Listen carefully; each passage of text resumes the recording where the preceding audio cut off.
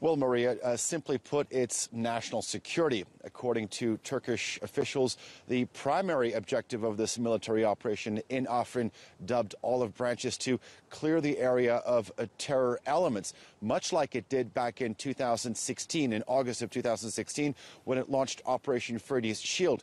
In that operation, it cleared nearly 2,000 square kilometers in northern Syria from Daesh. But with this military operation, it wants to clear the remaining terror elements, which are made up of PKK-linked YPG and PYD elements. And according to Turkish officials, it's this group that is sort of oppressing the local population, made up of Kurds as well, along with Turkmens and Arabs, through anti-democratic and authoritarian means. But there is also a strategic aspect to this military operation, and that is, which you just gave, was Turkey wanting to prevent the formation of this terror-backed Kurdish corridor along its border for national security reasons. Now, the area that it currently controls in northern Syria is sort of sandwiched in between YPG-controlled parts, in the west in Afrin and in the east in Manbij. And it wants to clear this area from this area and prevent the formation of this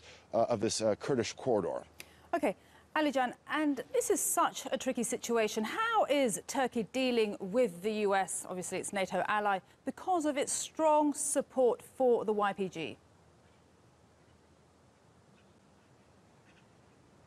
Indeed, it is a tricky situation, like you said, Maria.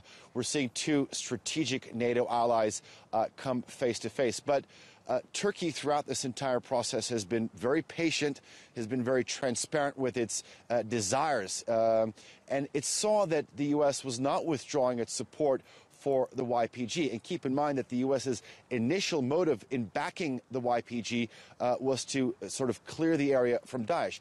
That has pretty much been accomplished, but we're seeing the continuation of this, and with the U.S.'s recent announcement that they would train tens of thousands of YPG troops along the border, that was what broke the proverbial straw that broke the camel's back. And this is the reasoning behind this operation. But Turkey has been open. The lines of communication have been open.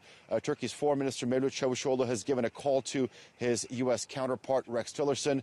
Also, the chief of the Turkish General Staff, Hulusi Akar, had an in-depth conversation with his U.S. counterpart, informing them of every stage of this operation. So it wants to keep the diplomatic channels open to ensure that there is no sort of uptick in this already tense relationship between the two countries. Okay, Alican, thanks so much for that update. That was Alican Ayanlar joining us from Ankara.